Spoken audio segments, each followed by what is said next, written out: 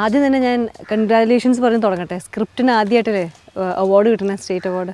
അതെ, വിനോദയാത്ര ഞാൻ സ്വന്തം പേരിലെഴുതുന്ന രണ്ടാമത്തെ തിരക്കഥയാണ്. അപ്പോൾ അതിന് അവാർഡ് കിട്ടിയെന്നുള്ളത് ഒരു ശരിക്കും പറഞ്ഞൊരു അത്ഭുതം, ഒരു ഷോക്കും സന്തോഷമാണ്. ഷോക്ക് എന്തുകൊണ്ടാണ്? ഷോക്ക് എന്ന് പറയുന്നത് ഞാൻ ശ്രീനിവാസനും ലോഹിദാസും രഘുനാഥ് പലേരിയും ഒന്നും ഇല്ലാത്തതുകൊണ്ട് എൻ്റെ സിനിമയ്ക്ക് ഞാൻ തന്നെ എഴുതണമല്ലോ എന്ന് വിചാരിച്ചിട്ട് വളരെ ബുദ്ധിമുട്ടിയിട്ടാണ് ഞാൻ തിരക്കഥ എഴുതാൻ തുടങ്ങിയത്. അപ്പോൾ അതിനൊരു അംഗീകാരം കിട്ടിയതുകൊണ്ട് ഞാൻ തീരെ പ്രതീക്ഷിച്ചിട്ടില്ല. വലിയ കാര്യമാണ്. അതെ അതെ. ഈ എഴുതാനുള്ള ഒരു ത്രെഡ് അതെങ്ങനെ പെട്ടെന്നുണ്ടായത്? അതിനൊരു തിരക്കഥ എഴുതാനുള്ള ത്രെഡ് എന്ന് പറഞ്ഞപ്പോൾ നമ്മൾ ഒരു സിനിമയ്ക്ക് ആദ്യം ഒരു ആശയം വേണമെന്ന് എനിക്ക് തോന്നുന്നുണ്ട്. ആ ആശയം പല രീതിയിലാണ് പലപ്പോഴും വന്നു വീഴുക. വിനോദയാത്രയുടെ ഒരു തമാശ വെച്ചാൽ ദിലീപിനെ നായകനാക്കിയുള്ള ഒരു സിനിമ ചെയ്യാൻ ഞാനൊരു 5-6 വർഷം മുമ്പ് കമ്മിറ്റ് ചെയ്തതാണ്, ഹംസ എന്നുള്ള പ്രൊഡ്യൂസർക്ക് വേണ്ടി. പക്ഷെ ഒരിക്കലും ദിലീപിനെ നായകനാക്കുന്ന ഒരു കഥ എൻ്റെ മനസ്സിൽ രൂപപ്പെട്ടിരുന്നില്ല. എൻ്റെ മനസ്സിൽ ഒരു കഥയും വരുന്നതിന് മുമ്പ് ആദ്യം വന്ന ഒരു പിക്ചർ എന്ന് പറയുന്നത് ഒരു പോസ്റ്ററാണ്. ഒരു ദിലീപ് ഒരു പയ്യനും ഇരിക്കുന്ന ഒരു പടം, അതൊരു പോസ്റ്റർ വന്നാണ് അറിയാതെ. അപ്പോൾ എന്താണ് കഥ എന്നൊന്നും അറിയാതെ ഞാൻ എൻ്റെ അസിസ്റ്റൻസിനോടൊക്കെ പറഞ്ഞു, ഇങ്ങനൊരു വിഷ്വൽ എനിക്ക് ഫീൽ ചെയ്യുന്നു. പിന്നെ ഞാൻ ആലോചിച്ചത്, ദിലീപിനെ എനിക്ക് കാണാൻ ഏറ്റവും കൂടുതൽ ഇഷ്ടം ഒരു നെക്സ്റ്റ് ഡോർ ബോയ്, അടുത്ത വീട്ടിലെ ഒരു പയ്യൻ, അവൻ്റെ കുസൃതികളും അവൻ്റെ വിഡ്ഢിത്തങ്ങളും അതൊക്കെയാണ് നമുക്ക് ആസ്വദിക്കാൻ പറ്റുന്നത്. അത്തരം ക്യാരക്ടേഴ്സിനെ പറ്റി ചിന്തിച്ചപ്പോൾ എൻ്റെ മക്കളെയാണ് എനിക്ക് ഓർമ്മ വന്നത്. 3 ആൺമക്കളുണ്ട്. അപ്പോൾ ഇവർക്ക് പല കാര്യങ്ങളും, ഈ കുടുംബപരമായ കാര്യങ്ങൾ പലതും അറിയില്ല.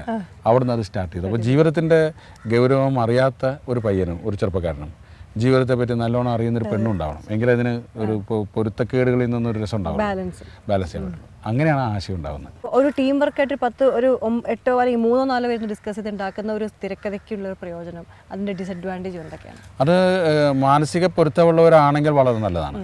അത് പൊരുത്തമുള്ള ആളുകളാണെങ്കിൽ ഇന്നിപ്പോൾ ഡിസ്കസ് ചെയ്യുമ്പോൾ ഞാനും ശ്രീനിവാസനും ഇരുന്ന് സിനിമകൾ ഉണ്ടാക്കിയിരുന്ന കാലഘട്ടത്തിൽ ഞാനും ശ്രീനിവാസനും ഇരുന്ന് ഡിസ്കസ് ചെയ്ത് ചിലപ്പോൾ സ്റ്റക്കാവുമ്പോൾ ഇന്നസെൻറ്റിനെ വിളിച്ചു വരുത്തും.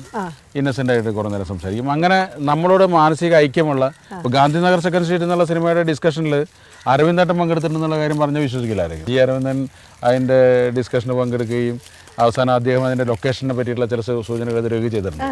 അപ്പോൾ ഭയങ്കരമായിട്ട് പൊട്ടിച്ചിരിക്കുകയൊക്കെ ചെയ്തിട്ടുണ്ട്. അപ്പോൾ നമുക്ക് കൂടുതൽ കമ്മ്യൂണിക്കേറ്റ് ചെയ്യാവുന്ന ആളുകളായിട്ട് ഡിസ്കസ് ചെയ്യുന്നത് നല്ലതാണ്. അതല്ലെങ്കിൽ അല്ലാത്ത ജോലികൾ സ്വയം ഏറ്റെടുക്കുന്നുണ്ടല്ലോ. ഞാൻ പണ്ട് പപ്പേട്ടൻ്റെ അടുത്ത് പത്മനാഭൻ്റെ അടുത്ത് ചോദിച്ചിട്ടുണ്ട്, പെട്ടെന്ന് ഇത്രയും നല്ല സ്ക്രിപ്റ്റുകൾ ഉണ്ടാകുന്നത് എങ്ങനെയാണ്? പപ്പേട്ടൻ എഴുതാനിരുന്നാൽ വളരെ ഈ എളുപ്പത്തിൽ വളരെ വേഗം എഴുതി തീർക്കുന്നു ഞാൻ കേട്ടിട്ടുണ്ട്. സത്യമാണെന്ന് പറഞ്ഞോടാ. അദ്ദേഹത്തിൻ്റെ അടുത്ത് പറഞ്ഞു, ഞാൻ അനുഭവിക്കുന്നത് എനിക്കറിയുള്ളൂ. എഴുതാനിരിക്കുന്നതൊക്കെ ആകുമ്പോൾ 2-3 മാസം മുമ്പ് മനസ്സിൽ ഇത് തന്നെയാണ്. അപ്പോൾ ആ ചർച്ച അദ്ദേഹത്തിൻ്റെ ഉള്ളിൽ നടക്കുന്നുണ്ട്. എഴുതുമ്പോൾ എന്നെ സംബന്ധിച്ചിടത്തോളം തിരക്കഥാകൃത്തും സംവിധായകനും രണ്ടായിട്ടല്ല ചെയ്യുന്നത്. ഞാൻ എഴുതി തുടങ്ങുന്നത് എൻ്റെ സിനിമ ഞാൻ ഷൂട്ട് ചെയ്യുന്ന പോലെയാണ്. അതാണ് അതിൻ്റെ ഒരു വ്യത്യാസം. വേറൊരു തിരക്കഥാകൃത്ത് എഴുതുന്നതും ഞാൻ എഴുതുന്നതും തമ്മിലുള്ള വ്യത്യാസങ്ങൾ എനിക്ക് ഫീൽ ചെയ്തിട്ടുള്ളത് എൻ്റെ ഡയറക്ഷൻ്റെ ജോലികൾ ആരംഭിക്കുന്നത് ആ തിരക്കഥ എഴുതുമ്പോഴാണ്.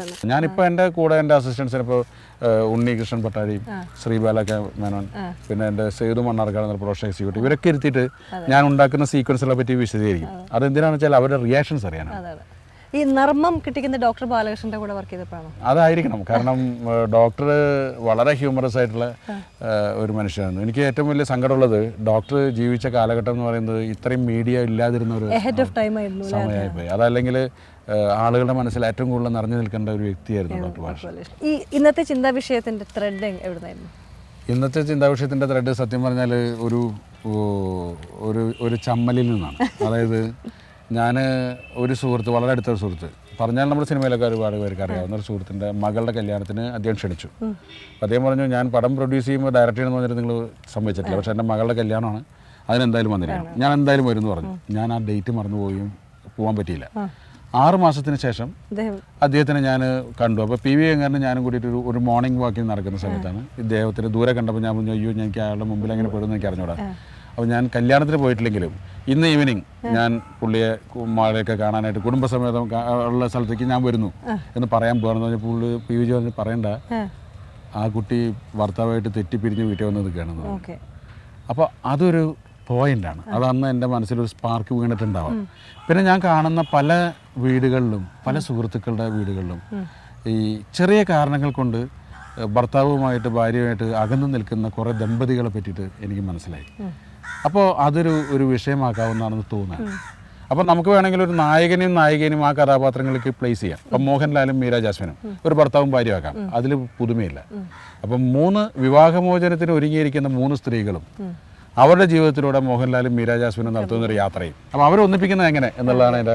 അതുകൊണ്ടാണ് ഈ ഫാമിലീസ് ഏറ്റവും കൂടുതൽ ഈ സിനിമയെ പ്രിഫർ ചെയ്യുന്നതെന്ന് എനിക്ക് തോന്നുന്നു. ഒരു സിനിമയിലൊരു ടൈറ്റിലിന് വേണ്ടി സത്യത്തിന് ഒരുപാട് എത്ര ശ്രദ്ധിക്കാറുണ്ട്? അത് പലരും എൻ്റെ അടുത്ത് ചോദിക്കാറുണ്ട്, ഇത് ഇത്രയും ഒരു കഥ ഒരു ടൈറ്റിലിന് വേണ്ടി ഇത്ര വെയിറ്റ് ചെയ്യുന്നതിനാണ്.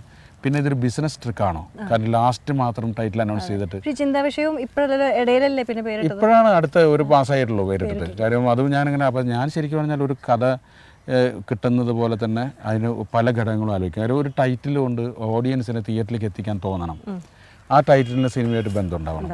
അപ്പോൾ എപ്പോഴും നമുക്ക് തോന്നുന്ന ഒരു പുതിയ വിഷയം വന്നാൽ ഇതിനുള്ള പേരുകൾ നമ്മൾ നേരത്തെ ഇട്ട് കഴിഞ്ഞല്ലോ. ഇപ്പോൾ ഈ സിനിമയ്ക്ക് എനിക്ക് തോന്നി സസ്നേഹം എന്ന് ഇടാമായിരുന്നു, വീണ്ടും ചില വീട്ടുകാര്യങ്ങൾ ഇടാമായിരുന്നു, കുടുംബ പുരാണം എന്നറായിരുന്നു. ഇതൊന്നും ഇതിന് പറ്റില്ല. അപ്പോൾ അങ്ങനെ ഇരിക്കുന്ന സമയത്താണ് ഇന്നത്തെ ഒരു പ്രശ്നമാണല്ലോ അത്, ഇന്നത്തെ ചിന്താവിഷയമാണല്ലോ സ്ഥിരമായിട്ട് നമ്മൾ വായിക്കുന്നതാണ്. അപ്പോൾ എല്ലാവർക്കും അറിയാവുന്നതാണ്, പക്ഷേ അത് എനിക്ക് കണ്ടെത്താൻ പറ്റി എന്നുള്ളത് മാത്രമേ ഉള്ളൂ.